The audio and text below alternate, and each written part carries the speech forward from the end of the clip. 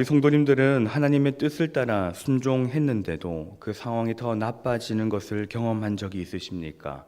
기도하며 순종했는데 문제가 해결되기보다는 오히려 더 복잡해지고 주변 사람들로부터 오해를 받으신 적이 있으신가요?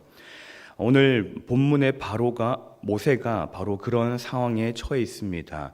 출애굽기 5장에서 모세는 하나님의 명령에 따라 바로 앞에 섰었고, 그리고 내 백성을 보내라라고 담대히 선포했습니다. 그런데 하나님의 말씀에 순종하였지만 그 결과는 참담했습니다. 바로는 화를 내며 이스라엘의 노역을 더욱 가혹하게 만들었습니다. 이전에는 벽돌을 만들 때에 짚을 제공하였다면 이제는 그 짚도 제공하지 아니하고 너희가 짚을 구하고 똑같은 양의 벽돌을 만들어내라라고 했기 때문입니다. 이스라엘의 백성들은 바로의 그러한 명령에 의하여서 더 가혹한 노역을 하게 되었고 모세를 찾아와 원망했습니다. 이스라엘 백성의 그러한 원망의 소리를 들은 모세는 마음이 참으로 괴로웠습니다. 하나님께서 명령하신 대로 했는데 왜 그러한 결과가 나왔는지 이해할 수가 없었습니다. 그래서 모세는 하나님께 찾아가서 출애굽기 5장 22절의 말씀처럼 하나님을 향하여서 자신의 답답함을 토로합니다. 주여, 어찌하여 이 백성으로 학대를 받게 하셨나이까? 어찌하여 나를 보내셨나이까? 바로 그때 출애굽기 6장에서 하나님은 모세에게 새로운 선언을 하십니다. 그 선언의 핵심은 바로 나는 여호와니라 라는 말씀입니다. 우리 본문 2절과 3절의 말씀을 같이 한번 읽어보겠습니다. 하나님이 모세에게 말씀하여 이르시되 나는 여호와이니라. 내가 아브라함과 이삭과 야곱에게 전능의 하나님으로 나타났으나 나의 이름을 여호와로는 그들에게 알리지 아니하였고. 아멘. 하나님은 본문에서 자신의 이름을 나는 여호와니라 라고 선언하십니다. 이 말씀의 의미는 무엇일까요? 하나님은 그전까지 족장들에게 나는 전능한 하나님으로 자신을 드러내셨습니다. 약속을 주시고 복을 베푸시는 하나님으로 자신을 드러내셨습니다. 어디를 가든지 그 길에서 내가 너와 함께 할 것이다 라는 말씀을 하며 전능한 하나님으로서 그들에게 나타나 보이셨습니다. 하지만 이제는 여호와로 모세에게 나타나 보이시며 언약을 성취하여 하나님 자신의 본질을 완전히 나타나시겠다라는 것입니다. 여호와라는 이름, 나는 스스로 있는 자라는 이름입니다. 시작도 끝도 없으시고 변하지 아니하시며 그 약속을 이루시는 하나님이십니다. 여러분, 우리가 가장 힘든 상황에 가장 필요한 것이 무엇입니까?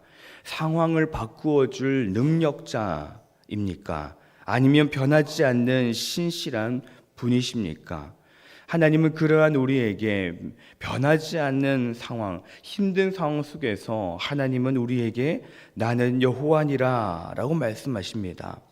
그 말씀은 나는 너의 상황을 반드시 변화시킬 것이고 언제나 변하지 아니하고 너와 함께 할 것이며 너와 맺은 언약을 지킬 것이다 라는 말씀을 하시는 겁니다.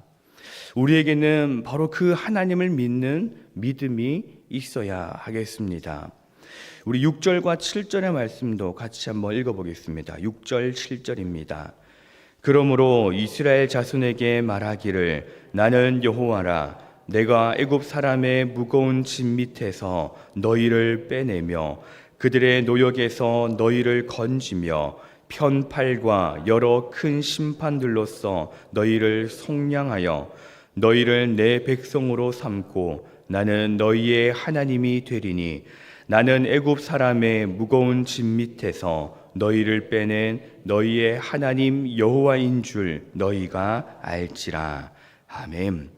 하나님은 모세에게 이스라엘 백성에게 전할 메시지를 주십니다. 그리고 읽었던 이 6절과 7절의 말씀에서 놀라운 약속을 하십니다. 먼저는 내가 너희를 애굽의 무거운 짐 밑에서 빼내겠다 하시는 것입니다. 지금 이스라엘 백성은 약 400년이 넘는 시간 동안 그 애굽의 이집트의 억압을 받고 있었습니다. 그런데 그 긴 시간에서 이제는 건져내시겠다, 억압과 고통에서 자유케 하시겠다라는 것입니다. 여러분, 우리의 삶에서 오늘날 지금 현재 우리를 짓누르고 있는 문제가, 억압이 무엇이 있습니까? 경제적으로나 질병으로나 관계적으로나 그 무엇이 우리를 억누르고 짓누르고 있습니까?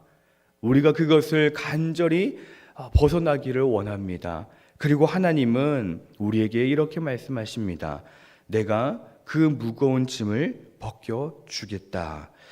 우리에게 있는 여러 가지의 문제들이 있습니다. 해결되지 않는 것, 이것이 영원할 것이다 라는 걱정도 되기도 합니다. 그러나 하나님은 오늘의 말씀을 통하여서 무거운 짐 밑에서 내가 너를 빼내겠다라고 말씀하십니다.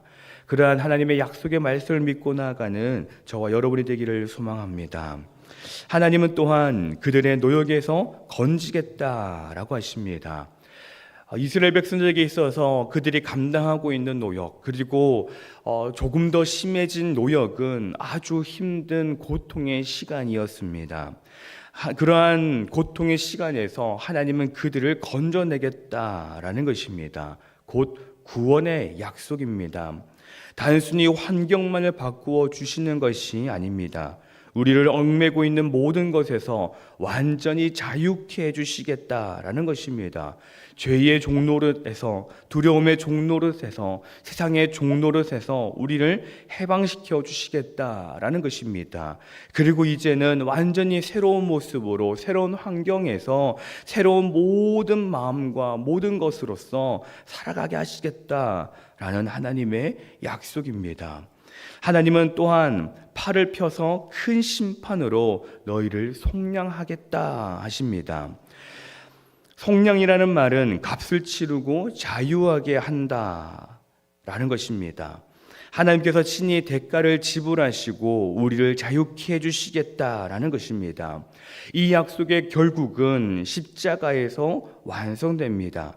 예수님께서 우리의 죄값을 치르시고 우리를 구속하셨습니다. 그 은혜가 바로 우리에게 있음을 알고 그 은혜를 믿으며 살아가는 저희 모두가 되기를 소망합니다. 하나님은 또 이렇게 약속하십니다. 너희를 내 백성으로 삼고 나는 너희 하나님이 되겠다. 이것은 언약의 약속입니다. 가장 중요한 약속입니다.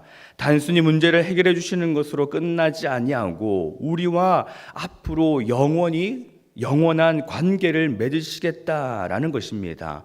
내 백성, 너희 하나님이라는 언약적인 친밀함을 회복시켜 주시겠다라는 것입니다.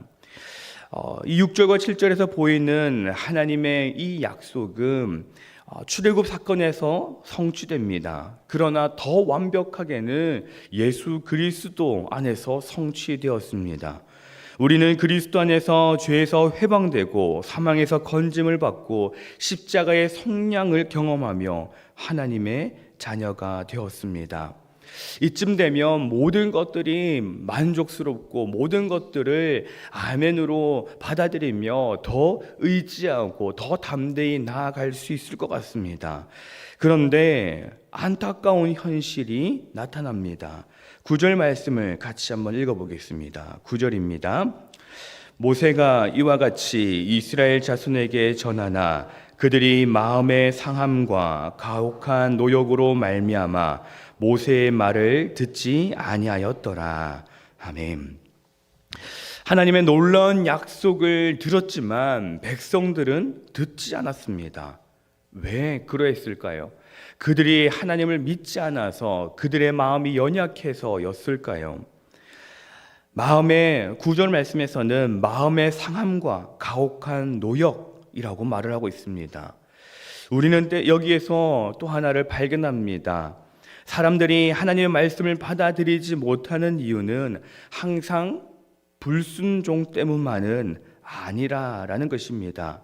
때로는 너무 깊은 상처와 절망 때문에 마음과 귀가 닫혀 있기도 합니다.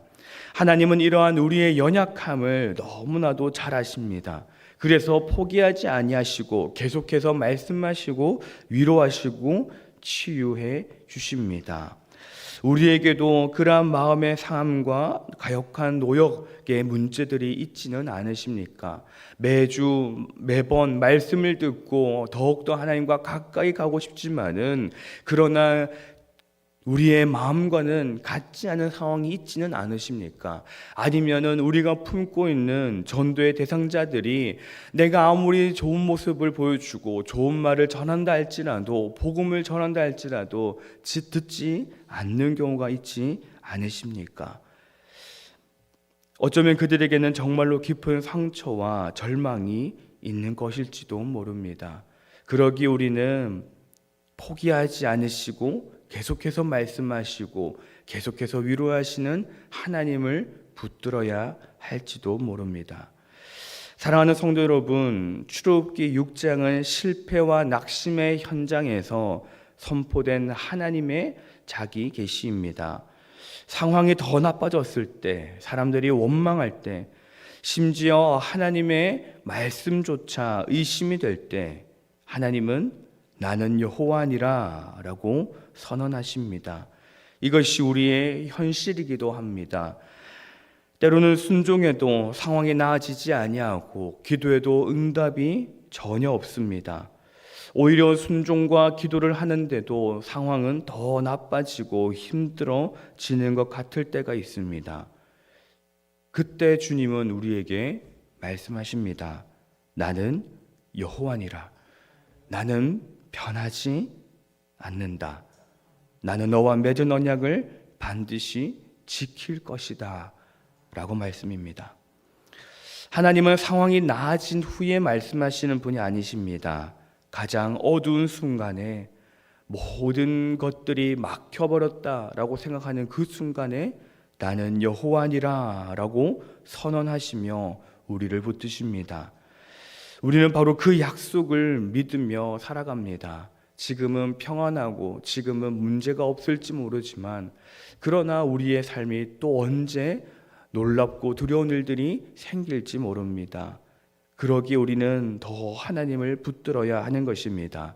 왜 하나님을 붙들어야 합니까? 하나님은 언약을 성취하는 분이시기 때문입니다. 그 언약의 성취를 믿으며 오늘도 순종의 걸음을 내딛는 우리 신년의 모든 가족들이 되시기를 간절히 소망합니다. 기도하겠습니다. 사랑과 은혜가 풍성하신 하나님 아버지, 오늘의 시작을 말씀과 기도로 주의 전에서 시작하게 하시니 감사드립니다. 순종에도 어려워지는 상황으로 기도에도 응답이 보이지 않아 오해와 원망을 받기도 하며 스스로도 하나님의 뜻을 의심하기도 하며 이 자리에 나온 우리에게 나는 여호와니라 선언하여 주시니 감사합니다. 우리의 연약함을 아시고 상한 마음을 이해해 주시며 절망의 순간에도 포기하지 않으시는 신실한 하나님을 고백합니다. 우리가 그 약속을 믿고 나아갈 수 있게 도와주시옵소서. 상황이 보이지 않을 때에도 주님의 신실함을 의지하며 마음이 상할 때에도 주님의 위로하심을 받고 오늘도 순종의 걸음을 내디딜 수 있게 하옵소서. 이 새벽에 나온 주의 백성들마다 만나 주시어서 나는 여호와니라 라는 선언을 경험하게 하여 주시고 삶의 자리에서 언약의 성취를 경험하게 하옵소서. 주님, 오늘까지의 모든 사역이 마쳐지면 이제 그 뜨거웠던 여름 사역이 마무리됩니다.